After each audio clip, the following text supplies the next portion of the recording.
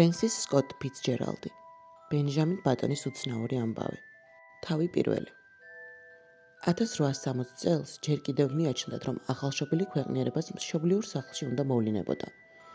ეს ახლა ღაღადებენ მეცნიერების გურუმები, რომ ახალშობილმა პირველი ხმა სამშობიარო დაწესებულებაში, სტერილურ ატმოსფეროში უნდა გაიღოს და რომ სასურველია ეს დაწესებულება ფეშენებელური იყოს.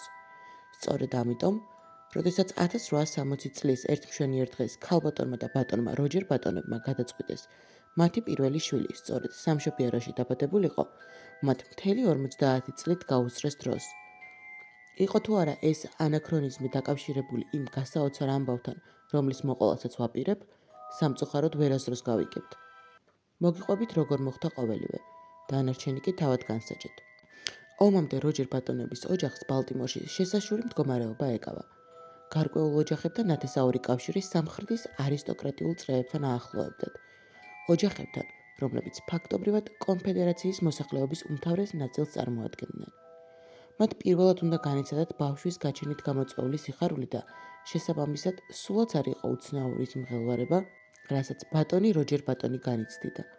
ზედმეტად ნერვიულობდა, თუმცა იმედოვნებდა, რომ უეჭველად ვაჟი ეყოლებოდა, რომელსაც შემდგომში სასწავლებლად რადგმა უნდა კონექტიკუტში, იელის უნივერსიტეტში გაგზავნიდა, სადაც 4 წლის განმავლობაში თავადაც სწავლობდა და ცნობილი იყო არაორაზროვანი მეტსახელით ხილი. სექტემბრის იმ დილას, როცა ეს ღირსშესანიშნავი მოვლენა უნდა მომხდარიყო, ის ლოგინიდან 6 საათზე წამოხდა. ჩაიცვა. ისედაც უზადოდ მორგებული ჰალსტუხი შეისწორა, გარეთ გამოვიდა და აჩქარებით გაუყო ბალტიმორის ქუჩას საავადმყოფოსკენ, რათა დროულად გაეგო მოევლინა თუ არა ქვეყანას მისი პირმშო. 100-ოდე იარდი რჩებოდა შენობამდე, რომელსაც აბრა მერილენდის კერძო ჰოსპიტალი ბატონებისა და ქალბატონებისათვის ამშვენებდა, როცა თავისი ოჯახის ექიმი დოქტორი კინი დაინახა. იგი სწორედ იმ დროს ხელებს ფშვნედით კიბეზე ჩამოდიოდა, გეგონებოდა იბანსო, როგორც ამას ექიმისგან პროფესიული ეთიკა მოითხოვს. საბითუმო სავაჭრო კომპანია როჯერ ბატონი და კოს პრეზიდენტმა როჯერ ბატონმა ყოველგვარი თავდაჭერილობის უგულებელყოფით აქოშინებულმა მიირბინა ექიმთან, რაც მაშინდელი სამხრეთელი ჯელტმენისთვის საკმაოდ მოულოდნელი და უცნაური საქციელი იყო. დოქტორო კინი, დაიყვირა მან. ჰეი, დოქტორო კინი. დოქტორი შეჩერდა და შემობრუნდა. კაცრი სახე უნებურად შეეცვალა და უცნაური გამომეტყოლება მიიღო. აბა რა ხდება? როგორ არის? ბიჭია? არა? ქოშინით მიაყარა კითხვები როჯერ ბატონმა. თუ შეიძლება გარკვევით ისაუბრეთ, გააწყვეტინა ექიმა და გაბრაზებით შეხედა. მითხარით ბავშვი დაიბადა? როჯერ ბატონს ხმაში მუდარა გაერია. დოქტორ კინის სახე შეეჭმუხნა. როგორ გითხრათ?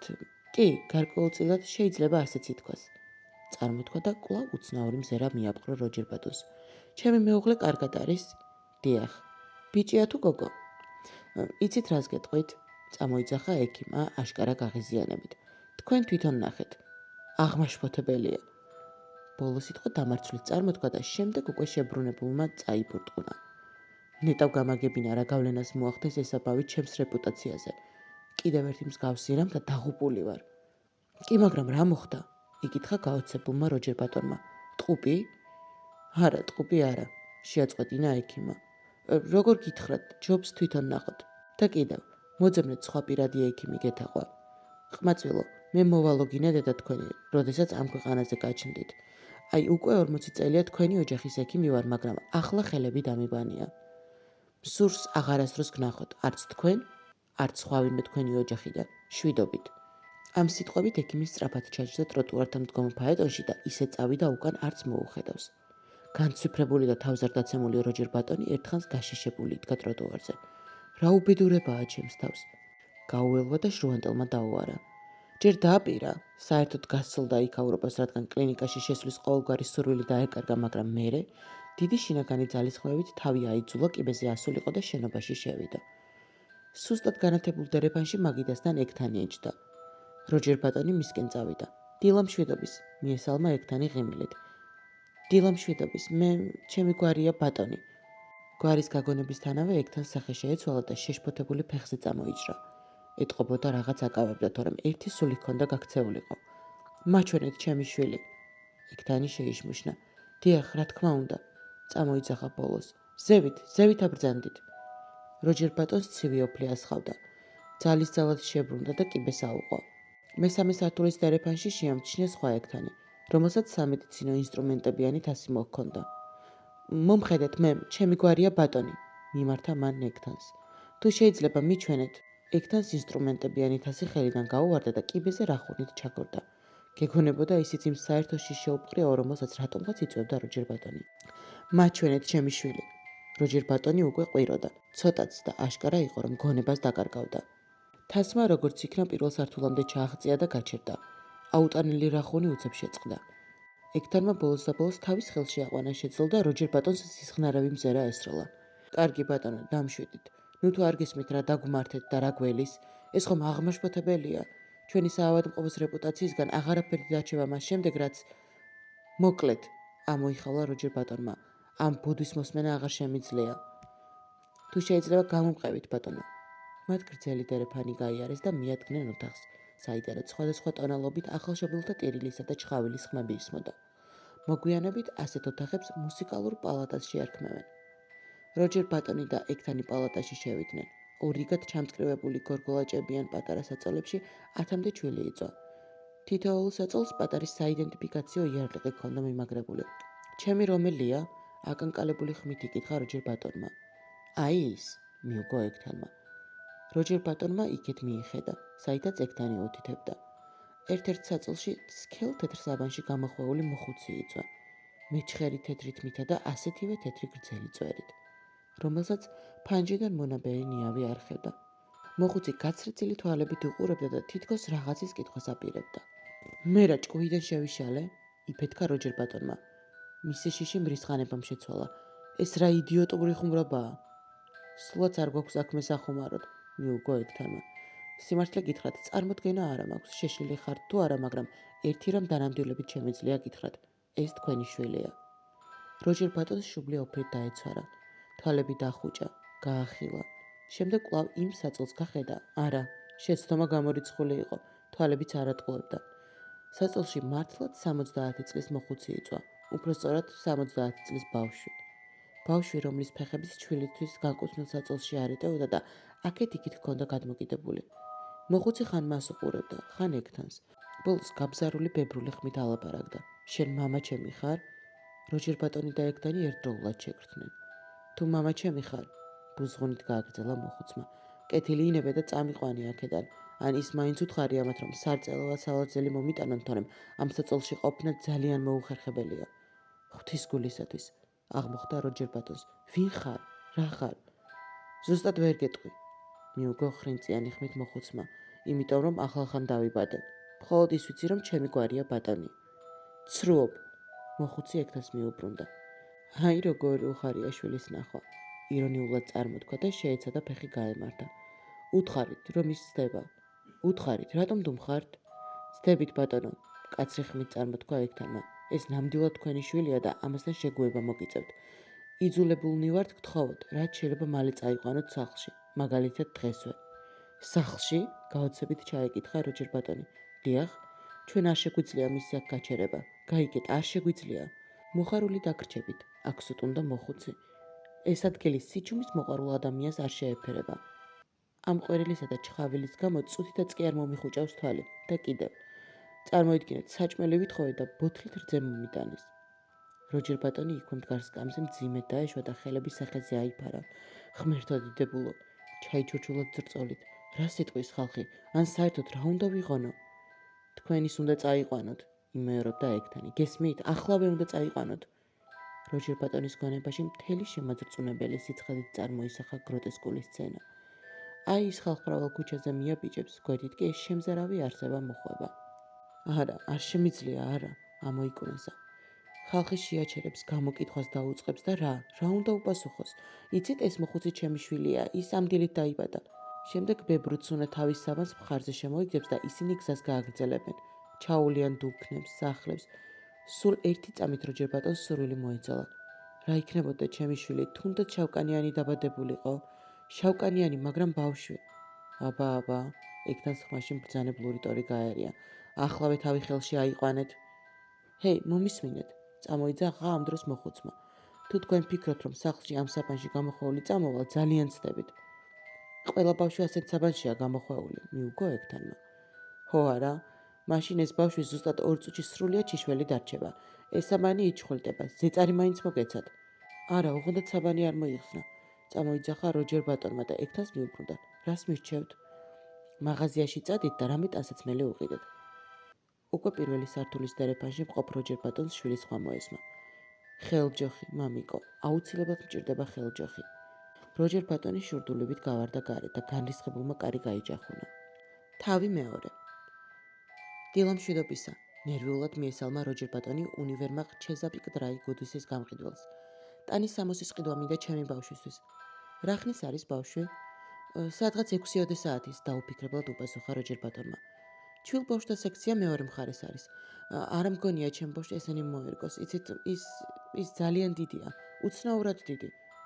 აქ გვაქვს ყველაზე დიდი ზომები. მოზარდთა განყოფილება სად არის? იკითხა როჯერ ბატონმა. ის აშკარად ცდილობდა თემა შეეცვალა. ეჩვენებოდა, რომ გამყიდველი ხვდებოდა მის სამარცხვინო საიდუმლოს. აქ. როჯერ ბატონი შეყოყმანდა. ის აზრი, რომ თავისი ახალდავადებული ვაჟისთვის მოზარდის ტანისამოსი უნდა ჩაეცმიათ, ამას რზენად ეჩვენებოდა.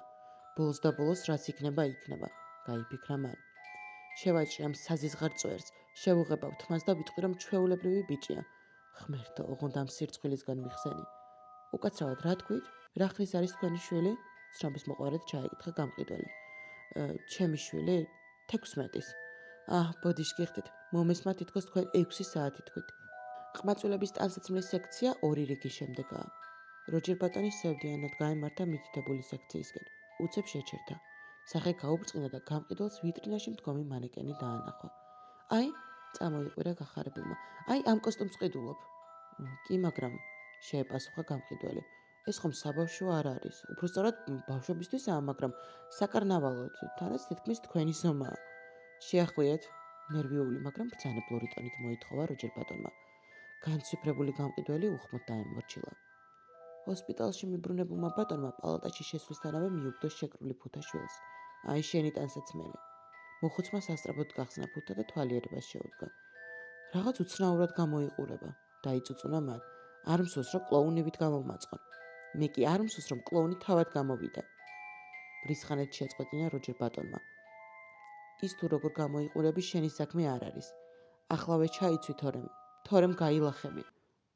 უკანასკნელი სიტყვები ცოტა არ იყოს გაჭირვებით წარმოთქვა, თუმცა გრძნობდა, რომ სწორედ იმას ამბობდა, რაც აუცილებელი იყო. კარგი, მამა, მამის მორჩილი შვილის გროტესკული ხმით უპასუხა მოხუცმა. შენ ამდენი ხანია ცხოვრობ უკვე და რა თქმა უნდა უკეთესად იცი როგორ ჯობია, როგორც შენ იტყვი. სიტყვა მამას გაგონებისას როჯერ ბატონი შეცვა. დაუჩქარე. კი, უკვე თითქმის მზად ვარ, მამა. როჯერ ბატონმა სევდიანად შეათვალიერეს შვილი.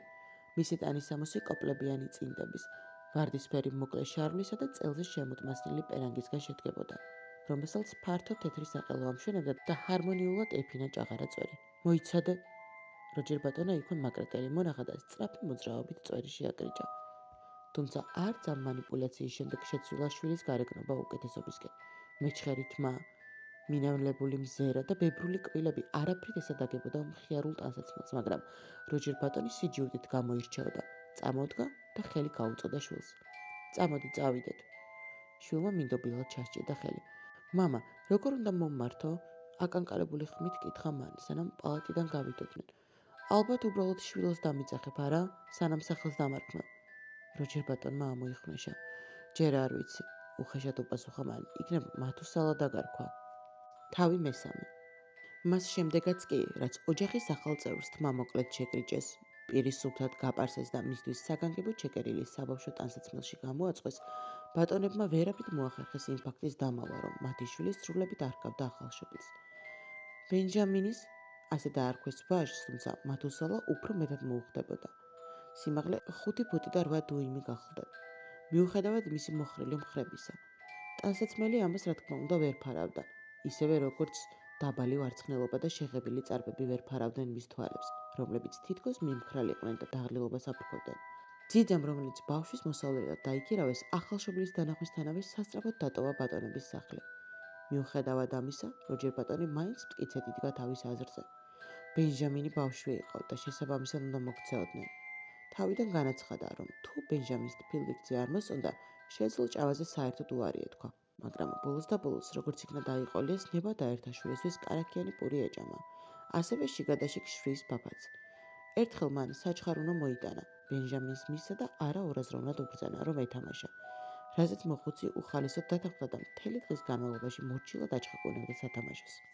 ეჭვგარეშე იყო, რომ ბენჟამინს საჩხაკუნო დიდად არხიბლავდა და შესაბამისად, როგორც კი მარტო რჩებოდა, ცდილობდა სხვა გასართობი მოენახა. მაგალითად, ერთხელ როჯერ ბატონმა აღმოაჩინა, რომ თურმე გასულ კვირას გაცილებით მეტი სიგარა მოუწევია, ვიდრე აქამდე ეწეოდა. თუმცა ყველაფერს მაშინ აეხარდა ფარდა, როცა ერთხელ მოულოდნელად შევიდა შვილთან. მთელი ოთახი ცისფერი კვამლით იყო გაშღენთილი, ხოლო ბენჟამინი დამნაშავი სიერით ცდილობდა შავი ჰავანური სიგარის ნამწვი სადმე დაემალა. რა თქმა უნდა, საჭირო იყო მკაცრი სადამსჯელო ზომების მიღება, მაგრამ როჯერ ბატონმა საკუთარი თავი დაიჭირა იმაში, რომ ამის გაკეთება არ შეეძლო. ამიტომ მხოლოდ გააფრთხილა შვილი, რომ მოწევა ბავშვების ზრდას უშლის ხელს. და მაინც, როჯერ ბატონი ჯიუტად აგრძელებდა თავისას. სახლში მოჰქონდა 1000 გვარი სათამაშო, დაწყებული კალის ჯარისკაცებითა და დამთავრებული სათამაშო რკინიგზით. მაგრამ მიუხედავად ყოველგვარი მცდელობისა, ბენჟამინი მათ მიმართ არანაირ ინტერესს არ იჩენდა. იგი ჩუმად იბარებოდა ბიბლიოთეკაში და იქიდან თავის ოთახში ბრუნდებოდა ბრიტანეთის ენციკლოპედიის ტომით ხელში, რომელსაც შემდეგ მთელი დღე ჩაგიგდებდა, ხოლო კალის ჯარისკაცები და მატარებლის ვაგონები კუთხეში ეყარა მივიწყებული. როჯერ ბატონი უძლური იყო ამ სიჯიუტის წინააღმდეგ. თავდაპირველად ბალტიმორში ამ ამბავმა გრანდიოზული ხმაური გამოიწვია. რის ფასად დაუჯდებოდა ბატონების ოჯახს ეს კაზუსი სოციალური თვალსაზრისით ახლა უკვე რთული გასარკვევია. ქალაქის ყურადღება სამოქალაქო ომზე გადაერთო. ახლობლები დიდხანს იმტროდნენ თავს იმაზე ფიქრით, თუ როგორ უნდა მიელოცეთ მშობლებისთვის, რა სიტყვები შეერჩიათ და როგორც იქნა შეთანხმდნენ მახვილ გონეურულ შედარებაზე.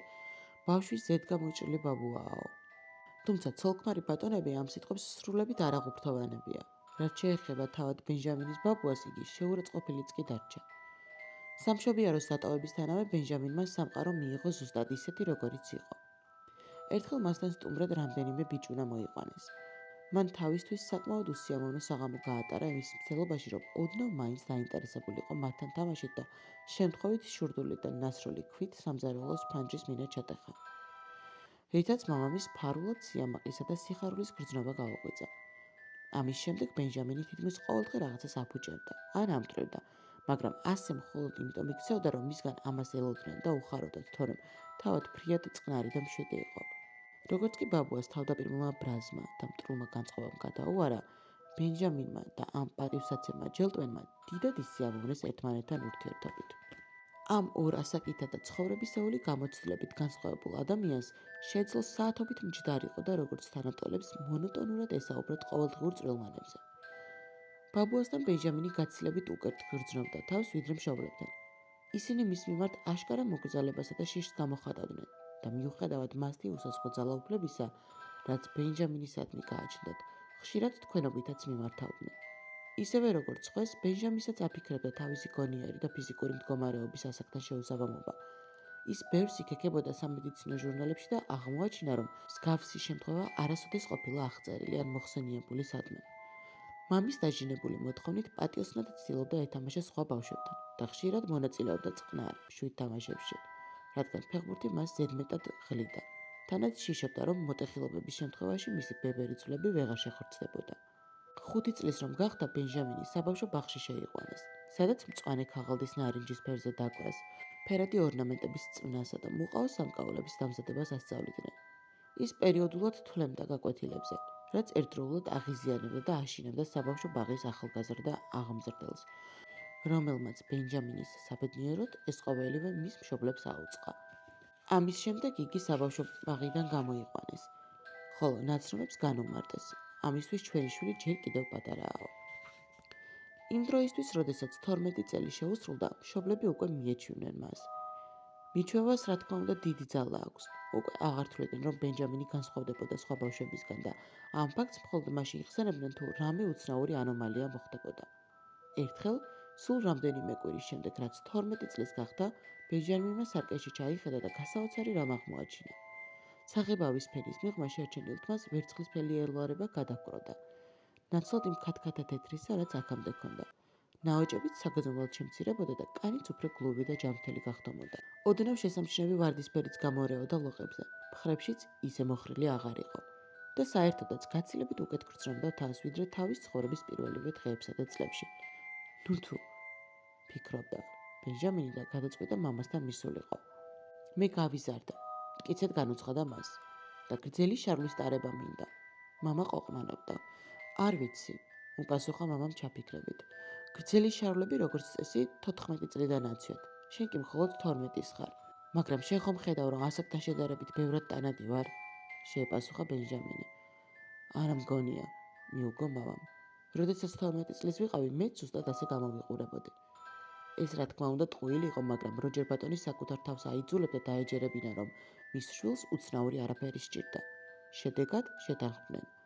ბენჟამინს კვლავ უნდა გაეგრძელებინათ მის შეღება, უნდა ეთამაშა თანმტოლებთან, არ უნდა ეტარებინა სათვალე და არ უნდა ეულო ქუჩაში ხელჯოხით.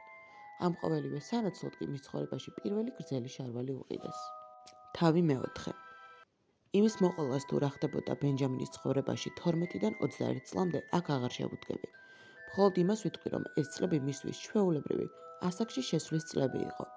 18 წლის ბენჯამინი 50 წლის ადამიანებით გამოიყურებოდა. თმა შეუსქელდა, საგრძნობლად გაუმუქდა, სიარულიც გამართა, ხმაში კანკელი გაუქრა, ტემბრი ბარიტონამდე დაუჯდა. სწორედ ასეთი გააგზავნა მამა მის კონექტიკუტში, რათა იელის კოლეჯში მისაღები გამოცდები ჩაებარებინა. ბენჟამინმაც წარმატებით ჩააბარა ყველა გამოცდა და პირველ კურსზე ჩაერიცხა. ჩარიცხვიდან მესამე დღე შეტყობინება მიიღო კოლეჯის მდივნისგან. ბატონი გარტი თავის კაბინეტში იბარებდა სასწავლო განრიგის შესადგენად. ბენჯამინმა სარკეში ჩაიხედა და აღმოაჩინა, რომ საფეთქლებთან თმას საკმაოდ გახიავებოდა და საჭირო იყო შეღება. მოგექა უჯები, მაგრამ საღებავი ვერ სადიპოვა. სწორედ მაშინ გაახსენდა, რომ ფლაკონი რაშიც საღებავს ინახავდა, გუშინ წინ გადააგდო, რადგან უკვე დაცლილი იყო. გამოუვალი მდგომარეობა შეიქმნა. 5 წუთში უკვე მდივანთან უნდა ყოფილიყო და ამიტომ ვერაფრით მოასწრებდა ახალი საღებავის შევნას. სხვა რა გზა იყო, გადაწყვიტა ასე წასულიყო. დილა მშვიდობის, სრდილობიანად მიესალმა მდივანი. თქვენ ალბათ თქვენი შვილის შესახებ სასაუბრად მობრძანდით, არა? იცით, ჩემი გვარია ბატონი, დაიწყო ბენჯამინმა, მაგრამ ბატონმა გარტმა სასწრაფოდ შეაწყვეტინა. ძალიან სასიამოვნოა, სწორედ თქვენ შვილს ვუძდი, წუთი წუთზე უნდა მოვიდეს. ეს ხომ მე ვარ, წამოიძახა ბენჯამინმა. მე ვარ პირველ კურსელი. რა? მე ვარ პირველ კურსელი. თქვენ ალბათ ხუმრობთ, არა? სრულებით არა. ბატონი გარტი შეიჭმუხნა და მის წინ დადებულ ფორმულარს გადახედა. კი, მაგრამ აქ წერია, რომ ბატონი ბენჯამინ ბატონი 18 წლის არის. დიახ, 18 წლის ვარ. დაადასტურა ბენჯამინმა და გაწითხლდა. ბატონმა გარტმა სასოწარკვეთილი მზერა მიაპყრო.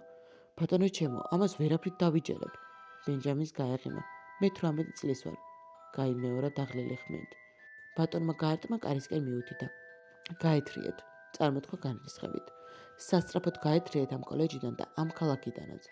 თქვენ აშკარად საფრთხეს წარმოადგენთ საზოგადოებისთვის. მე მართლა 18 წლის ვარ. კოლეჯის მდივანმა კაბინეტის კარი ფართოდ გამოაღო. აბა, წამოიყვირა მან. ამ ხნის კაცი ბრძანდებით და არც კი გრცხვენიათ თავს პირველ კურსელად ასაღებთ. მაშ თქვენ ამბობთ, რომ 18 წლის ხართ, არა? კარგი, მე გაძლევთ 18 წუთს, რომ სამუდამოდ გაქრეთ ამ ქალაქიდან. ბენჯამინ ბატონი კაბინეტიდან ამაყად თავაწეული გავიდა. მას დერეფანში შეგროვილ პირველ კურსელთა ცნობის მოყარე მზერა აცილებდა. რამდენიმე ნავიჯის გადადგმის შემდეგ შემოbrunდა. ჯერ კიდევ კარში მდგომ განრისხებულ ბატონ გარტს თვალებში ჩახედა და მტკიცედ გაუმეორა. მე 18 წლის ვარ. პირველ კურსელები ახითხიდნენ და ბენჯამინი იქაურობას გაეცა. თუმცა ასე ადვილად არ ეწერა ამ ქალაქის დატოვება. სადგურისკენ მიმავალმა აღმოაჩინა, რომ უკან პირველ კურსელები მიჰყვებოდნენ. თავიდან ეს პატარა ჯგუფი იყო. შემდეგ უფრო და უფრო მოიმატა ხალხის რაოდენობამ და ფაქტობრივად უკვე მთელი ბრბო მოჰყვებოდა. ყველას გაეგო, რომ ვიღაც შეშლილმა იელში მისაღები გამოცდები ჩააბარა და ცდილობდა 18 წლის ყმაწვილად გაესაღებინა თავი. კოლეჯს გაოცების, აღშფოთებისა და შიშის ტალღამ გადაუარა. აუდიტორიებიდან სტუდენტები გამორბოდნენ. ფეხბურთის გუნდმა ვარჯიში მიატოვა და უბრალო მოკვდავთ შეუერთდა. პროფესორების ცოლები შლაპებით და ფართომაქმანიანი სამოსით ბრბოს მისდევდნენ და გამკივანი ხმით ბენჯამინისთვის მტკივნეულ ფრაზებს ისროდნენ. ეს ხომ მარადიული ურიაა. მის ასაკში ადამიანი საბავშვო ბაღში უნდა დადიოდეს. ერთი შეხედეთ ამ პატარა გენიოს. მას ალბათ ეგონა, რომ აქ მოხუცთა თავშესაფარი იყო. წადი, დაახვიე ჰარვარდში. ბენჯამინი სულ უფრო და უფრო უმატებდა ნაბიჯს. ბოლოს კი უკვე გარბოდა. დამაცადეთ, ფიქრობდა განრისხებული, მე თქვენ გიჩვენებთ ცერს. მან მტკიცედ გადაწყვიტა მართლაც ჩაებარებინა ჰარვარდში. აი მერე მართლა ინანებდა ყველა ვინც მას აქ დასცინა და გული ადგინა. როგორც იქნა მიაღწია ბალტიმორისკენ მიმავალ მატარებლამდე. ავიდა, მოძებნა კუპე. ფანჯრიდან თავი გადაყო და ახორხოცებულ ბრბოს გასწახა. თქვენ ამას მწარედ ინანებთ. ჰაჰაჰა, ერთხმად ახარხადნენ სტუდენტებიცა და პროფესორებიც. იელის კოლეჯს აქამდე არასოდეს დაუშვია ასეთი სერიოზული შეცდომა. თავი მეხუთე. 1880 წელს ბენჯამინ ბატონს 20 წელი შეუსრულდა და დაბადების დღე იმით აღნიშნა, რომ მამის სავაჭრო კომპანიაში როჯერ ბატონ და კოში სამუშაოდ მოეწყო. იმავე წელს მან საზოგადოებაში ტრიალი დაიწყო, რაც შემდეგში გამოიხატებოდა. ბენჯამინი მამასთან ერთად, რა თქმა უნდა, მამის სურვილითა და დაჟინებით, ხშირად ესწრებოდა იმ დროისთვის მოდურ წვეულებებსა და მეჯლისებს. როჯერ ბატონი უკვე 50 წლის იყო. ის სულ უფრო მეტ დროს უთმობდა შვილთან ურთიერთობას. ეს არც იყო გასაკვირი. მას შემდეგ, რაც ბენჯამინმა თმის შეღება შეწყვიტა, თუმცა მასში აქა-იქ მაინც გამორეული იყო ჭაღარა, მამაშვილი გარეგნულად თითქმის ტოლად გამოიყურებოდა და თავისუფლად შეიძლებოდა ძმებად მიგეჩნიათ. აგვისტოს 1 საღამოს ფრაკებსა და თეთრ ხალწუხებში გამოწყობილი მამაშვილი ფაეტონით გაემართა წვეულებაზე ბალტიმორთან ახლოს, შევლინების ქალაქგარე სახლში. საღამომ 7-დან ათელი იდგა. სავსე მთვარით განათებული გზა საოცარ რძისფერ ანარეკლში ცურავდა. ჰაერი ადრეული შემოდგომის სურნელით იყო გაჟღენთილი. ირგვლივ საოცარი სიმშვიდე გამეფებული იყო. ეს სიმშვიდე და მიდამოს მშვენიერება გულგრილად ვერავის დატოვებდა. თითქმის ვერავის. საბითუმო ბიზნესში ახლა ძალიან დიდი პერსპექტივებია, წარმოთქვა როჯერ ბატონმა. ის არ განეკუთვნებოდა მგრძნობიარე ადამიანებს. მისი ესთეტიკური გრძნობები რუდიმენტული იყო.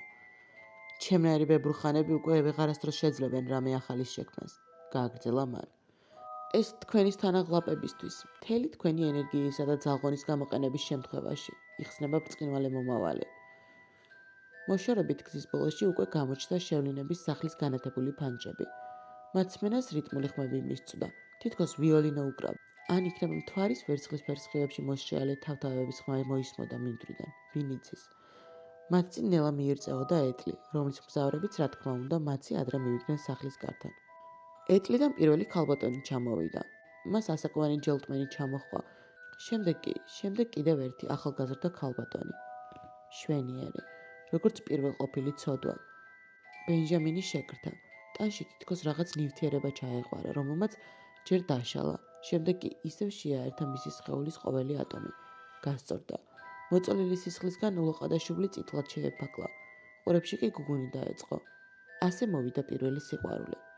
გოგონა ტანადი და ნაზი იყო. მისი თმა მთვარის შუქზე ფერფლისფერი ჩანდა, თუმცა სახლის შესასვლელთან მდგომი გაზის ფარნების შუქზე თაფლისფერი მიიღო. მხრებზე მუქი, ესპანური ყვითელი მოსასხამი წამოესხა, ხოლო გრძელი კაბის ბოლოდან მოდური ფეხსაცმლის ღილ კილოები მოუჩანდა. როჯერ ბატონი ახლოს მიიწია შვილისკენ და წაშჩურჩულა. ეს ახალგაზრდა ქალბატონი ჰილდეგარდა მონკრიფია, გენერალ მონკრიფის ქალიშვილი. საკმაოდ სასიამოვნო ქალიშვილია, გულგრილად უპასუხა ბენჯამინმა. თუმცა როგორც კი მსახურმა ბიჭმა მათი ეტლი დასაბინავებლად წაიყვანა, სასწრაფოდ დაამატა. მამა, ვფიქრობ შეგიძლია მას ჩემი თავი წარუდგინო. მამაშვილი სტუმრების ჯგუფს მიუახლოვდა, სადაც ჰილდეგარდა მონკრიფი იმყოფებოდა. ტრადიციულად აღზრდილმა ქალიშვილმა ბენჯამინის მისალმებაზე ღრმა რევერანსი გააკეთა. ბენჯამინმა მასთან ცეკვის უფლება ითხოვა, რაზეც თანხმობა მიიღო და გახარებული ცეკვების დაწყებამდე გაეცალა ქალიშვილს, რადგან ცოტა არ იყოს თავბრუ ეხვეოდა. დრო, სანამ მისი ჯერი მოვიდა და საცეკვაოდ აუტანულად გაიწელა. ბენჯამინი მდუმარედ იდგა კედელთან და მრისხანე მზერით თვალს არ აშორებდა ჰილდეგარდა მონკრიფის გარშემო მოგროვილ ბალტიმორის ნაღები საზოგადოების შვილებს, რომლებიც ვნებიანი გამომეტყველებით შესქეროდნენ ქალიშვილს. მას ეს ხალხი აუტანლად ეჩვენებოდა. მათი შეპუდრული ლოყები და წვრილი ულვაშები კი გულისრევის შეგრძნებას იწვევდა. თუმცა, როცა მისი ცეკვის დრო მოვიდა და მათ ერთად შეცურეს თითქოს და სხვად ქცეული იატაკზე უახლესი პარიზული ვალსის თანხლებით, მთელი ეჭვიანობისა და შფოთვის განცდა გაქრა და იგრძნო, რომ მისი ცხოვრება სწორედ ახლა იწყებოდა. თქვენ და თქვენი ძმა იმავე გზით მოდიოდით, რომელთაც ჩვენ, არა? იკითხა ჰილდეგარდამ და თვალები ფირუზისფრად აუციმციმდა. ბენჯამინი მოიყუშა. რა კი ქალიშვილმა ის და მამამისი ძმებად ჩათვალა, ღირდა კი მისი გადარწმუნება. გაიხსენა თუ რა შემთხვევა იელში და ჩათვალა, რომ ამის გაკეთება არ ღირდა. ჯერ ერთი უხერხული იყო ქალთან კამათი და მეორეც, ასეთი მშვენიერი სიტუაციის გაფუჭება თავისი წარმოშობის გროტესკული ისტორიით უპატიებელი დანაშაული იქნებოდა. შესაძლოა მოგვიანებით მას ყველაფერი მოეყოლა ქალიშვილისთვის, მაგრამ არა ეხლა. ამიტომაც უბრალოდ თავი დაუქნია, გაიღიმა და მოსმენა გააგრძელა. მე მომწონს თქვენი ასაკის მამაკაცები, უთხრა ჰილდეგარდამ. ახალგაზრდა ბიჭები ყოველთვის იდიოტები იქცევიან. მუდამ ერთსა და იმავეს ყბედობენ. რამდენი შამპანიური დალიეს კოლეჯში და რა თანხა წააგეს კარჩი. თქვენი ასაკის კაცები კი ქალებს აფასებენ. ბენჟამინმა იგრძნო, რომ ცოტაც და ქალიშვილს ცოლობას თხოვდა და დიდი ძალისხმევით შეძლო ამ სურვილის დათქურვა საკუთარ თავში. თქვენი ასაკი რომანტიზმის ასაკია, აგრძელებდა ქალიშვილი. 50 წელი. 45 წლის ასაკში მამაკაცები ზედმეტად მონდომებულები არიან. 30 წლისები უკვე მუშაობაში დაღლილები. 40 წლის ასაკში უკვე ის პერიოდი უდგებათ, როდესაც ბუხართან მსხდომები გრძელი ისტორიებს ყვებიან და თან სიგარებს აბოლებენ. 60 წელი. ეს უკვე იგივე 70-ია. აი, 50 კი, 50 ყველაზე მოწიფული ასაკია. მე მომწონს ეს ასაკი და მიმაჩნია, რომ ის საუკეთესოა. ბენჯამინსაც ეჩვენებოდა, რომ 50 წელი შესანიშნავი ასაკი იყო და ძალიან მოუნდა, რომ 50 წლის ყოფილიყო. მე ყოველთვის ვამბობდი, ისევ აგრძელებდა ჰილდეგარდა, რომ ჯობია ცოლად გაყვე 50 წლის კაცს, რომ მან შენზე იზრუნოს, ვიდრე 30 წლისას და შენ მოგიწევს მასზე ზრუნვა. დარჩენილი საღამო ბენჯამინმა ტკბილ ეიფორიაში გაატარა. ჰილდეგარდამ მასთან კიდევ ორჯერ იცეკვა და ორივემ დაადგინა, რომ მათი აზრები ყველაფერში ემთხვეოდა. ამიტომაც ქალიშვილი დათანხმდა შემდეგ კვირა დღეს სასაირნო წასულიყვნენ, რათა უფრო უკეთ გაეცნოთ ერთმანეთი. უკანა გზაზე მიმავალი ბენჯამინი ტკბებოდა ამომავალი მზის პირველი სხივებით. ახალ გამოღვიძებული ფუტკრების ზუზუნით და სრულებით არ აინტერესებდა მამის საუბარი და მსჯელობა საბითუმო ვაჭრობაზე. როგორ ფიქრობ, რას უფრო მეტი ყურადღება უნდა მივაქციოთ, თუ ლურსმნებსა და ჩაქუჩებს არ ჩავთვლით? ეკითხებოდა როჯერ ბატონი.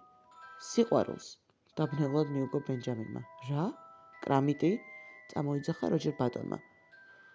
მე ხომ ზუსტად 5 წუთის წინ აგიხსენი ყველაფერი, რაც კრამით შეეხებოდა. ბენჯამინმა დანიშნული თვალებით შეხედა მამას და სწორედ ამ დროს მზის სხივები საოცარი სილამაზით ათამაშდნენ ფაეტონის სახელურებზე, ხოლო ხის ტოტებიდან მოლაღურის ტკბილი სიმღერა გაისმა.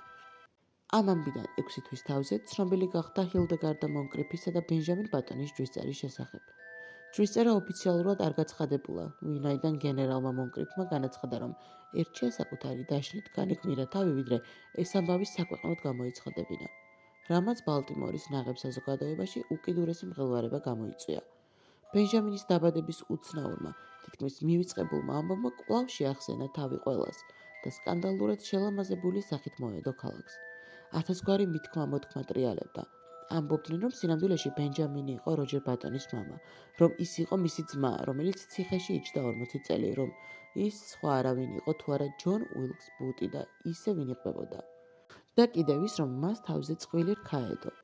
ნიუ-იორკის გაზეთების საკვირაო დამატება ამ ამბავს კარიკატურებით გამოეხმაურა, რომლებიცაც ბენჯამინ ბატონის სახე ხან თევზის ტანზე იყო მიგერებული, ხან გველისა და ხანაც წარმართული კერპიცაზე. ჟურნალისტები მას მოიხსენიებდნენ როგორც იდუმალ კაცს მერილენდიდან. მიუხედავად ამ ყველაფრისა, როგორც ეს ხშირად ხდება, სინამდვილე ბენჯამინ ბატონის შესახებ პრაქტიკულად არავინ იცოდა. მართალია ბალტიმორში მრავალი განსხვავებული აზრი არსებობდა, მაგრამ ყველა ეთანხმებოდა გენერალ მონკრიფს იმაში, რომ ულამაზესმა ქალიშვილმა, რომელსაც შეეძლო ცოლად ბალტიმორელ ნებისმიერ სასიცოცხლოს გაყოლოდა, დანაშაული ჩაიდინა, როცა თავის ცხოვრება 50 წლის მამაკაცს დაუკავშირა. როჯერ ბატონი ყველანაირად ცდილობდა ამჭერების გაფანტოს. მან ბალტიმორის გაზეთში ბენჯამინის დაბადების მოწმობაც გამოაქვეყნა, მაგრამ უშედეგოდ. მართლაც საკმარისი იყო შეგეხედათ ბენჯამინისთვის და ყველაფერი ნათელი ხდებოდა. თუმცა ყოველივე ეს სრულებით არ ადარდებდა იმ ორ ადამიანს, ვისაც ეს ამბავი უშუალოდ ეხებოდა. იმდენი ჭორი ვრცელდებოდა მის საქმროზე, რომ ჰილდეგარდას არათუ ისინი სინამდვილეც კი არ სჯეროდა. მიუხედავად გენერალი მონკრიფის მცდელობისა, დაერწმუნებინა შვილი 50-ს მიტანებული მამაკაცის მაღალ სიკვდილიანობაში, ან საბითუმო ვაჭრობის არასტაბილურობაში, ჰილდეგარდა მტკიცედ იდგა თავის აზრზე. გადაწყვიტა გაჰყოლოდა ცოლად 50 წლის მოწიფულ მამაკაცს და გაჰყვა კიდეც. თავი მეშვიდე. ყოველ შემთხვევაში, გენერალი მონკრიფი და ჰილდეგარდას მეგობრები ერთ რამეში ცდებოდნენ. საბითუმო ვაჭრობას საკმაოდ მომგებიანი საქმიანობა გამოდგა და ბენჯამინის ქორწილიდან როჯერ ბატონის პენსიაზე გასვლამდე, ანუ 1880 წლიდან 1895 წლამდე ბატონების ოჯახის გონება გაორმაგდა და ამ ყველაფერში მთავარი დამსახურება უმცროს ბატონს მიუძღოდა. ამ ხნის განმავლობაში ბენჯამინი და ჰილდეგარდა ბალტიმორის ნაღებ საზოგადოებაში მიღებული ადამიანები გახდნენ. თვით მოხუცი გენერალი მონკრიფიც კი შეურიგდა სიძეს, რომელმაც მისი სამოქალაქო ომის ისტორიის 12 ტომეულის გამოცემა დააფინანსა, მაშინ, როდესაც ამაზე 9 დიდმა გამომცემლობამ განაცხადა უარი. ამ 15 წლის განმავლობაში ბენჯამინი ძალიან შეიცვალა. ვენებში სისხლი უფრო ძალომად უჩქებდა. დილაობითაც ხალისით იდგებოდა, ხალისით მიაბიჭებდა ქუჩაში სამსახურისკენ, სადაც დაუღალავად შრომობდა. 1890 წელს ისეთი ნაბიჯი გადადგა, რომ სახელგანთქმული გახდა საქმიან წრეებში. მიწოდების ხელშეკრულებებში მისი მოთხოვნით დაემატა პუნქტი, რომლის მიხედვითაც ყველა ლურსმანი, რომელიც გამოიყენება ყუთებისთვის, რომლებშიც ტვირთია მოთავსებული, წარმოადგენს ტვირთის მიმღების საკუთრებას. ეს პუნქტი მოიწონა და დაუშვა უზენაესი სასამართლოს თავმჯდომარემ და ამან საბითუმო სავაჭრო კომპანია როჯერ ბატონი და კოს სოლიდური ეკონომია გაუწია. გარდა ამისა, ბენჯამინმა აღმოაჩინა, რომ სულ უფრო და უფრო მოსწონდა ცხოვრების მხიარული სტილი. მაგალითად, შეგვიძლია იმ ფაქტის მოყვანაც, რომ ის პირველი იყო ბალტიმორში, ვინც ავტომობილი შეიძინა და მისი მართვა ისწავლა. შეხვედრისას თანამოქალაქეები ყოველთვის შურით უყურებდნენ. მისი ჯანღონე ყველას თვალში ხვდებოდა. გეგონებათ ყოველდღე ახალგაზრდავდებაო, ამბობდა ყველა. როჯერ ბატონი, რომელსაც უკვე 65 წელი შეუსრულდა, ყველანაირად ცდილობდა იმ დანაშაულის გამოსყიდვას, რაც მან ახალდაბადებული შვილის წინაშე ჩაიდინა მისი გულცივი მიღებითა და ახლა უკვე ამ სიტყვის სრული მნიშვნელობით ქედს იხრიდა მის წინაშე. და აი, ჩვენ მივედით იმ უსიამოვნო თემამდე, რომელიც ჯობია საჩქაროდ გავიაროთ. ბენჯამინ ბატონს მხოლოდ ერთი რამ აწუხებდა. მას ცოლი აღარ ხიბლავდა. ჰილდეგარდეს 35 წელი შეუსრულდა. მათ ჰყავდათ 14 წლის შვილი, როსკო. თავიდან ბენჯამინი აღმერთებდა ცოლს. წლები გადიოდა, თაფლისმერი თბა განუხდა, თვალების ფირუზისფერი ელვარებაც მინაულდა, მაგრამ მთავარი ეს არ იყო. მთავარი ხასიათის ცვლილებები გახლდათ. ჰილდეგარდა გულგრილი გახდა ყოველივეს მიმართ. ქორწინებიდან პირველ წლებში სწორედ მას დაყავდა ბენჯამინი მეჯლისებსა და წვეულებებზე. ახლა კი ყველაფერი პირიქით იყო. ის მართალია დაჰყვებოდა ქმარს, მაგრამ უკვე ყოველგვარი ხალისისა და ენთუზიაზმის გარეშე, ინერციით აკეთებდა ამ ყველაფერს. ბენჯამინის უკმაყოფილება დღითიდღე იზრდებოდა. 1898 წელს, როდესაც ესპანეთთან ომი დაიწყო, მისი ოჯახური ცხოვრება იმდენად გაუფერულდა და დაიცალა, რომ გადაწყვიტა ჯარში წასულიყო. თავისი საქმიანი კავშირებით კაპიტნის ჩინის მიღება მოახერხა და სულ მალე ისე გამოიჩინა თავი, რომ ჯერ მაიორის წოდებამდე აამაღლეს, ხოლო შემდეგ უკვე ვიცე-პოლკოვნიკის ჩინსაც მიაღწია. სწორედ ამ ჩინით მოუწია მას სახელგანთქმულ სან ხუანის ბრძოლაში მონაწილეობა, სადაც მსუბუქად დაიჭრა და მედლითაც დააჯილდოვეს. ბენჯამინი ისე მიეჩვია სამხედრო ბანაკის ნერვულ და მშფოთარე ცხოვრებას, რომ ძალიან განიცადა, როდესაც თადარიგში გასვლამ და სახლში დაბრუნებამ მოუწია, მაგრამ სამწუხაროდ ბიზნეს ყურადღება სჭირდებოდა. ბალტიმორის სადგურზე მას სასულე ორკესტრით შეეგებენ და დიდი პატივით მიაცილეს სახლამდე. თავი მერვე. ჰილდეგარდეს სახლის პარმაღზე შეეღება დიდი აბრეშუმის დროშით. პირველივე კოცნის შემდეგ ბენჯამინმა გულის ტკივილით შეამჩნია, რომ ამ 3 წელს, რაც ის სახლში არ იყო, თავისი კვალი დაეტოვებინა. მის წინ იდგა 40 წლამდე ქალი ჭაღარა შერეული თმით. ბენჯამინმა ამოიოხრა და კიბეს აუყვა ოთახისკენ. ოთახში შესულმა სარკეში თავისი თავი ყურადღებით შეათვალიერა. შემდეგ იქვე, ჩარჩოში ჩასმულ საკუთარ ფოტოს შეადარა. ეს ფოტო ომში წასვლამდე იყო გადაღებული. ღმერთო შერმიშველე, ხმამაღლა წამოიძახა. პროცესი გრძელდებოდა. ის უკვე 30 წლის კაცივით გამოიყურებოდა. ამან ბენჯამინი საკმაოდ ჩააფიქრა და შეაშფოთა. აღარანაირი ეჭვის საფუძველი არ იყო, რომ ის ახალგაზრდავდებოდა. აქამდე კიდევ ჰქონდა იმედი, რომ როგორც კი მისი ფიზიკური სახე და ასაკი ერთმანეთთან შესაბამისობაში მოვიდოდნენ, მისი დაბადების გროტესკული ფენომენი თავისთავად გაქრებოდა. ტანზე ეკლებმა დააყარა. ნათლად გაიაზრა თავის საშინელი მომავალი. ჰილდეგარდა დაბლა ელოდებოდა. ბენჯამინი შეეცადა მათ შორის წარმოქმნილი დაძაბულობა გაეფანტა და სადილობისას რაც შეიძლებოდა დელიკატურად წამოიწყო საუბარი იმაზე, თუ რა აწუხებდა. და ყველა ამბობს, რომ გაცილებით ახალგაზრდად გამოვიყურები, ვიდრე ომში წასვლამდე ვიყავი. ჰილდეგარდამ ზიზღით შეხედა და ჩაეცინა. გონია ეს საამაყოა? სულაც არ მომაყობ, წარმოიძახა ბენჯამინმა. ნუ თუ. ჰილდეგარდამ ისევ ჩაიცინა. შემდეგ კი მოღუშულმა განაგრძო. ყოველთვის მეგონა გეყოფოდა სიამაყე ეს ყველაფერი რომ შეგეწყვიტა. კი, მაგრამ როგორ? შენთან კამაც არ ვაპირებ, შენიშნა ქალმა. მაგრამ ამ ცხოვრებაში ადამიანმა ყველაფერი ან სწორად უნდა აკეთო, ან არასწორად. შენ თუ გსურს დანარჩენი ადამიანებისგან გამორჩეული იყო, არ მგონია შენი გადარწმუნება ან შეჩერება შეუძლო, თუმცა შენს აქციელს სწორს ნამდვილად ვერ დავარქმევ, ვერცერთ შემთხვევაში. მაგრამ ჰილდეგარდა, მე ხომ არაფერი შემიძლია. შეგიძლია, უბრალოდ ზედმეტად ჯიუტი ხარ. აჩემებული გაქვს, რომ არ გინდა ისეთი იყო, როგორიც სხვები არიან. ყოველთვის ასეთი იყავი და ასეთად დარჩევი, მაგრამ ღვთის გულისთვის დაუფიქრდი, რას დაემსგავსებოდა სამყარო ყველა რომ ისე ფიქრობდეს და იქცეოდეს როგორც შენ. ვინაიდან კამათი ყოველად უსაგნო იყო და პრინციპში არც არაფერი იყო საკამათო, ბენჯამის ხმა აღარ ამოუღია. თუმცა ამის შემდეგ ცოლ-ქმარს შორის უფრო ღრმა უბსკული გაჩნდა და ის ხშირად ფიქრობდა იმაზე, როგორ მოახერხა ამ ქალმა მისი მოხიბლა ოდესღაც. უბსკული სულ უფრო ღრმავდებოდა. ბენჯამინმა აღმოაჩინა, რომ რაც უფრო მეტად ახლოვდებოდა საუკუნის ბოლო, მით მეტად ძლიერდებოდა მასში გართობის წყურვილი. ბალტიმორში გამართულ არც ერთ მეჯლისსა თუ წვეულებას მის გარეშე არ ჩაუვლია. ის ცეკვავდა უმშვენიერეს ახალგაზრდა ქალებთან, საათობით საუბრობდა მათთან, ხიბლავდა და იხიბლებოდა. ჰილდეგარდა კი ამ დროს ასაკოვანი ქალბატონებთან მიმზარ იყო და ზისღნარევი მზერით თვალს არ აშორებდა ქმარს. ერთის შეხედეთ, რა საცოდაობაა. ახალგაზრდა კაცი ასეთ ასაკში და ცოლად 45 წლის ქალი ჰყავს. ის ალბათ 20 წლითაა მასზე უმცროსი, ამბობდა ხალხი და უკვე აღარავის ახსოვდა, რომ სწორედ ამ წყვილის ასაკთა შეუფერებლობას ჯერ კიდევ 1880 წელს საუბრობდნენ, ოღონდ პირიქით. ოჯახური ცხოვრების ტრაგიკულობას ბენჯამინი ახალ-ახალი გასართობებით ინაზღაურებდა. ერთი პერიოდი გოლფმა გაიტაცა და ამ სპორტში დიდ წარმატებასაც მიაღწია. გატაცებული იყო ასევე ცეკვებითაც. 1906 წელს ის ბოსტონის ოსტატად ითვლებოდა. 1908 წელს სრულყოფილად დაეუფლა მატჩის, ხოლო 1909 წელს მთელი ბალტიმორის ახალგაზრდობის ოცნება იყო. ისე ეცეკვათ კასტლ უოლკი, როგორც ბენჯამინ ბატონი ცეკვავდა. ასეთი სოციალური აქტიურობა გარკვეულად ხელს უშლიდა მისი ცხოვრების საქმიან მხარეს.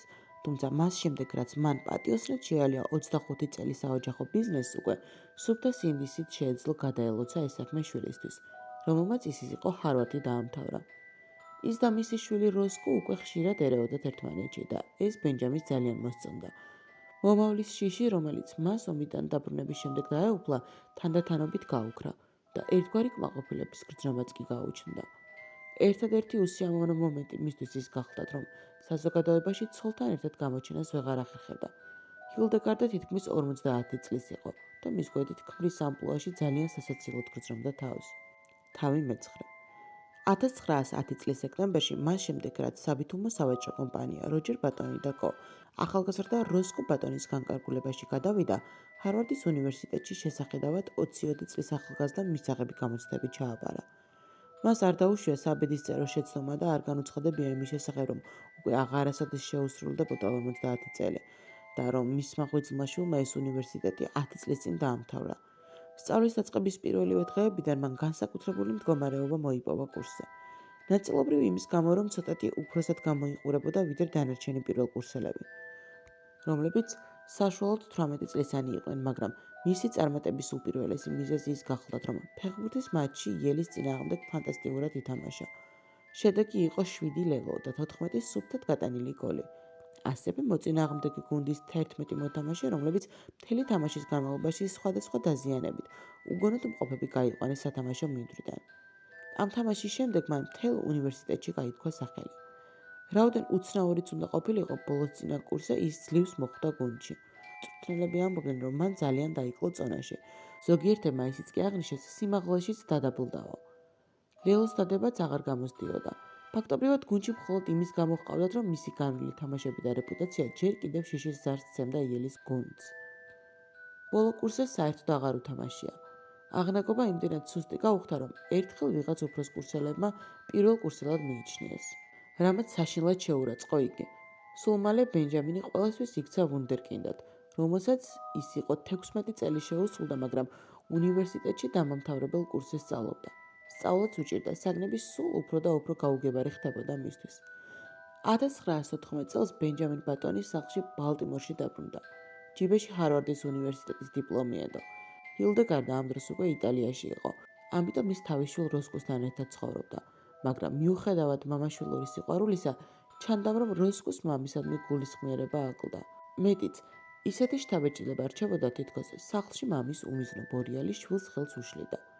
როსკოს უკვე ცოლი ჰყავდა და ბალტიმორის საზოგადოებაშიც გარკვეული ადგილი ეჭირა. ამიტომ ოჯახთან დაკავშირებული სულ მცირე სკანდალიც კი მისთვის დაუშვებელი იყო. ბენჯამინი საზოგადოებაში აღარ ჩნდებოდა და სულ უფრო მეტ დროს ატარებდა მარტო. მხოლოდ ხანდახან თუ გაეუწევდა კომპანიას 3-4 მეზობლის ბავშვი, სულ ეს იყო. რაც დრო გადიოდა, უფრო მეც ფიქრობდა წმინდა მიდასის სახელობის სკოლაზე, რომლის შესახებაც ჰარვარდში ხშირად საუბრობდნენ და რომელშიც განსაკუთრებული ენჭით დაჯილდოვებული ბავშვები სწავლობდნენ. მისმინე, უთხრა ერთხელ როსკოს. გახსოვს ადრე რომ გიყვებოდი დაწყებით სკოლაზე? მოკლედ, საბოლოოდ გადავწყვიტე ეგ ვისწავლო. კარგი, წადი, მოკლედ უპასუხა როსკომ. აშკარა იყო ამ თემაზე საუბარი არ სიამოვნებდა. მე ხომ არ შემიძლია მარტო წავიდე. უმწეოდ თქვა ბენჯამინმა. შენ უნდა წამიყვანო. მე მაგისთვის არ მცალია, დრო არა მაქვს. უხეშად შეაწყვეტინა როსკომ. და საერთოდაც, ვთვლი რომ დროა შეწყვიტო, გეყოფა. ჯობია აქ ენა დაება და უხერხულად შეხედა მამას. თითქოს სიტყვებს ეძებდა რა ეთქვა. ჯობია შემოbrunდე და სხვა გასართობი მოძებნო, თორემ ეს უკვე აღარაფერს გავს. ეს სასაცილოც აღარაა. ბენჯამინმა ცრემლიანი თვალებით შეხედა შვილს. და აი კიდევ რა, აგრძელებდა როსკო. როდესაც სახლში სტუმრები გვეყოლება, მინდა რომ ბიძიათი მომმართო. არანაირი შვილო, არანაირი როსკო, გასაგებია? სასაცილოა, როდესაც 15 წლის ბავშვი შვილოს მეძახის, ან სახელით მომმართავს. საერთოდაც ჯობია ამიერიდან ყოველთვის ბიძია დამიძახო, ასე უფრო მიეჩვევი. ამ სიტყვებით როსკომ მკაცრი მზერა ესროლა მამას. შეტრიალდა და ოთახიდან გავიდა. თავი მეათე. ამ საუბრის შემდეგ ბენჯამინი მოწყენილი ავიდა ზევით და სარკის წინ შეჩერდა. უკვე 3 თვე იყო პირი არ გაეპარსა, თუმცა ოდნავი ღინღლის გარდა სახეზე არაფერი ეტყობოდა. როცა ხარვადიდან დაბრუნდა, როსკომ შესთავაზა სათვალე და ხელოვნური წვერულაში ეტარებინა. მაშინ წამით მოეჩვენა თითქოს იმავე ფარსის გამეორება მოუწევდა, რაც ცხოვრების პირველ წლებში. ერთი პერიოდი მართლაც ასე იყო, მაგრამ შემდეგ ხელოვნურ წვერულაშის ქვეშ კარმა ძალიან შეაწუხა და მას შემდეგ აღარც უტარებია. ბენჯამინმა საბავშვო მოთხრობების წიგნი აიღო და შეიცადა კითხვაში გაეყვანა დრო, მაგრამ თავში არაფერი შესდიოდა. რატომღაც სულ ომზე ფიქრობდა. ერთი თვის წინ ამერიკამ მოკავშირეთა ალიანსს შეუერთა და ბენჯამინსაც სურვილი გაუჩნდა, რომ მოხალისედ ჩაწერილიყო. მაგრამ მის დასამწუხაროდ ჯარში მხოლოდ 16 წლიდან მიჰყავდათ. ის კი გაცილებით პატარას ჰგავდა. თუმცა მისი ნამდვილი ასაკიც 57 წელი არ ეძლევდა უფრობელს ჯარში ემსახურა. კარზე კაკუნი გაისმა. რამდენიმე ხნის შემდეგ მსახურთ უფროსი შემოვიდა და წერილი შემოუტანა, რომელიც პირადად ბენჯამინ ბატონის სახელზე იყო გამოგზავნილი. კონვერტს მუქად ეტყობოდა სახელმწიფო შტამპი. ბენჯამინმა მოუთმენელად გახსნა კონვერტი და შინაგანი კმაყოფილების გრძნობით დაიწყო წერილის კითხვა. მასში ნათქვამი იყო, რომ ესპანეთის ომის მონაწილე თადარიგის ოფიცრების ქვეყანა კვლავ იხმობდა, თანაც აღმატებული ჩინით. წერილს თან ახლდა ოფიციალური ბრძანება ბენჯამინ ბატონისთვის ბრიგადის გენერლის წოდების მინიჭების თავობაზე. ბენჯამინი ფეხზე წამოიჭრა. სიხარულისა და აღტაცებისაგან ხელები აუთრთოლდა. ეს სწორედ ის იყო, რაც სურდა, რაზეც ოცნებობდა. სასწრაფოდ დაიხურა ქუდი და 10 წუთში უკვე ჩარლზ ტრიძემ დებაე ატელიეში სამხედრო უნიფორმის შეკვეთას აძლევდა. მომობანეს თამაში გსურს შვილო, ირონიულად შეეკითხა თერძი. ბენჯამინმა იფეთქა. შენ ეი, ნუ ატლიკინებ ენას და საქმეს მიხედა. მე ბატონი ვარ, მაუნტ ვერმონზე ვცხოვრობ და სრული უფლება მაქვს სამხედრო უნიფორმა მოვითხოვო. ხო, რა თქმა უნდა, უხერხულად შეიშმოშნა თერძი. შენ თუ არა მამაშენს მაინც აქვს, ასე რომ ყველაფერი რიგზეა. სასწრაფოდ დაუღეს ომები და ზუსტად ერთ კვირაში უნიფორმა მზად იყო. ერთ-ერთი მცირეოდენი სიძნელე გენერლის განმასხვავებელი ნიშნების შეძენისას წარმოიშვა. გამყიდველი ჯიუტად უმტკიცებდა, რომ ჯობდა ახალგაზრდა ქრისტიანთა კავშირის ლამაზი, წითელი ნიშნები ეყიდა, რადგანაც სათამაშოდ ეს უკანასკნელი უფრო გამოადგებოდა. როგორც კი უნიფორმასთან დაკავშირებული ყველა წვრილმანი მოაგვარა, ისე წავიდა სახლიდან როსკოსთვის არაფერი უთქვამს და მატარებლით ჩავიდა სამხედრო ბანაკ მოსპიში. სამხრეთ კაროლინაში, სადაც მას ქვეითი ბრიგადის მეთაურობა უნდა ჩაებარებინა. აპრილის ცხელი დღე იდგა, როდესაც ბენჯამინი ბანაკის შესასვლელთან მივიდა. ტაქსის მძღოლს ფული გადაუხადა და მორიგემ ცოლს მიუბრუნდა. გამოიძახე ვინმე, ჩემი ბარგი შეიტანოს. მორიგემ დამცინავად შეხედა. ერთი ამას დამიხედეთ კი, მაგრამ საით გაგიწევია შვილო? ბენჯამინმა მრისხანე მზერა ესროლა და წვრილი ხმით უღრიალა. სწორდი. მორიგემ მოუდმენლად ქუსლები ერთმანეთში ატყობა. წელში გასწორდა და მხედრული სალამი აუღო. ბენჯამის სახე კმაყოფილმა ღიმილმა დაუფარა. შემოbrunდა და იმ წამსვე გაუქრა სახიდან ღიმილი. მორიგეს ცვლილება და მხედრული მისალმება ბანაკს მოახლოებულ ცხენზე მჯდომ არტილერიის პოლკოვნიკს ეკუთვნოდა. პოლკოვნიკო? წამოიყვირა მან. პოლკოვნიკი შეჩერდა, სადავეები მიუშვა და ბენჯამის ყურადღებით დააკვირდა. მისი ბიჭუნაა ეს? იკითხა არერთიანი ხმით. ეშმაკმაც წაგიღოს. მე შენ გაჩვენებ, ვინაა შენი ბიჭუნა? გაცეცხლდა ბენჯამინი. აბა სწრაფად ჩამოდი ცხენიდან. პოლკოვნიკმა ხმამაღლა გადაიხარხარა. ცხენს ხომ არინებებთ, გენერალო? აი, წამოიყვირა ბენჯამინმა. წაიკითხე რეგვენო და პოლკოვნიკს წერილი შეაჩეჩა. პოლკოვნიკმა წერილი ყურადღებით წაიკითხა და გაოცებით შეხედა ბენჯამინს. საიდან გაქვს ეს წერილი? კითხა მკაცრად. მთავრობისგან მივიღე და შენ ამას სულ ცოტა ხანში გაიგებ. გამომყევი უკან, ამაზე შტაბში ვილაპარაკოთ. პოლკოვნიკმა ცხენი შემოაბრუნა და შტაბისკენ წავიდა. ბენჯამის აღარაფერი რჩებოდა გარდა იმისა, რომ უკან გაყოლოდა. მიდიოდა და თანგულში სასტიკი შურისძიების გეგმებს აწყობდა, მაგრამ ამ გეგმებს განხორციელება არ ეწერა. 2 დღის შემდეგ ბალტიმორიდან როსკო ჩამოვიდა და აღშფოთებული გენერალის სახლში დააბრუნა, ოღონდ უკვე სამხედრო უნიფორმის გარეშე. თავით 11. 1920 წელს როსკო ბატონს პირველი შვილი შეეძინა. ასეთ ღირსშესანიშნავი ამბის აღსანიშნად ბატონების სახლში მოსულ ადამიანებს აზრედაც კი არ მოსდიოდათ, რომ 10-20 წლის ბიჭუნა, რომელიც კარის ჯარისკაცებით თამაშობდა, ახალ დაბადებულ პატარას ბაბუად ეკუთვნოდა. ვარდისფერ ლოყება მხიარულ ბიჭუნას, რომელსაც ხანდახან სახეზე უზომო სევდა გამოესახებოდა ხოლმე, ყველა თბილად ექცეოდა, მაგრამ როსკო ბატონისთვის თავად მისი არსებობა ამ სახლში ნამდვილი ტანჯვა იყო. როსკო თვლიდა, რომ თუ ადამიანს სურდა და ჰქონდა შნო ასაკთან შედარებით უფრო ახალგაზრდა შესახედაობისა ყოფილიყო, ეს მისთვის პრობლემას არ წარმოადგენდა, მაგრამ მამამისის შემთხვევაში ეს უკვე მეტისმეტი იყო. ის არანაირ წესს არ ემორჩილებოდა და მისივე სიტყვით ეს არ იყო ღირსეული კაცის შესაფერისი. 5 წლის შემდეგ როსკოს შვილი წამოიზარდა და უკვე თავისუფლად თამაშობდა ბენჯამინთან ერთად. როსკომ ორივე ერთად შეიყვანა საბავშვო ბაღში და ბენჯამინმა აღმოაჩინა, რომ ფერადი ქაღალდებით თამაში, მათგან 1000 გვარი ორნამენტებისა და ფორმების გამოჭრა და აპლიკაციების გაკეთება მსოფლიოში საუკეთესო საქმიანობა იყო. ერთხელ იცელქა, რის გამოც კუთხეში დააყენეს და ატირდა, მაგრამ ძირითადად ყველაფერი კარგად იყო. ნათელი ოთახი, ბევრი სათამაშო და კიდევ კეთილი ქალბატონი ბეილი, რომელიც ხშირად ეფერებოდა ბენჯამის აქოჩრილ თავზე. როსკოს შვილი 1 წლის შემდეგ პირველ კლასში შევიდა. ბენჯამინი კი საბავშვო ბაღში დარჩა. ხანდახან, როდესაც სხვა ბავშვები ლაპარაკობდნენ იმაზე, თუ რას იზამდნენ, როდესაც დიდები გაიზრდებოდნენ, მას სახე ეკუფრებოდა. თითქოს და მის ბავშვურ გონებაში იმ ფაქტის მკაფიო გააზრება ხდებოდა, რომ მისთვის ეს ყოველივე უკვე შეუძლებელი იყო. დღეები მონოტონურად გადიოდა. უკვე მესამე წელი იყო, რაც ბენჯამინი საბავშვო ბაღში დადიოდა, თუმცა ის უკვე ძალიან პატარა იყო იმისთვის, რომ გაეგო თუ რისთვის იყო საჭირო ფერადი ქაღალდები. ხშირად ტიროდა, რადგან სხვა ბავშვები მასთან დიდები იყვნენ და ეშინოდა მათი. ვეღარაფერს იგებდა, რასაც აღმზრდელი ელაპარაკებოდა, თუმცა ძალიან ცდილობდა. საბოლოოდ გამოიყვანეს საბავშვო ბაღიდან და ამიერიდან მისი პატარა სამყაროს ცენტრად მისი დიდა იქცა, რომელსაც ბენჯამინი ნანას ეძახდა. მზიან დღეებში ისინი პარკში სეირნობდნენ. ნანა მას უზარმაზარ ნაცრისფერ ურჩხულს აჩვენებდა და ეუბნებოდა, რომ მას ჰქვია სპილო. ბენჯამინი კი ცდილობდა გაემეორებინა მასთან ერთად და როდესაც ღამით დასაძინებლად წვებოდა, მაშინაც იმეორებდა ჩურჩულად სპილო, სპილო, სპილო. ხანდახან ნანა უფლებას აძლევდა საწოლზე ეხტუნავა. ეს ძალიან სახალისო იყო, იმიტომ რომ თუ სწორად დაეშვებოდი საწოლის ამბარები, თავისით აკაკდებდნენ ჰაერში. ხოლო თუ ამ დროს წამოიძახებდი 100-ს, ეს ხმა საოცრად სასაცილოდ ისმოდა. ბენჯამის ასევე ძალიან მოსწონდა ხელჯოხი, რომელიც მის ოთახში იდო. იმ ხელჯოხს უამრავი დანიშნულებით იყენებდა. შეეძლო მასზე ცხენივით შემოგზას ეხტუნავა ოთახებში, ან და ებრძოლა სკამების ფეხებთან.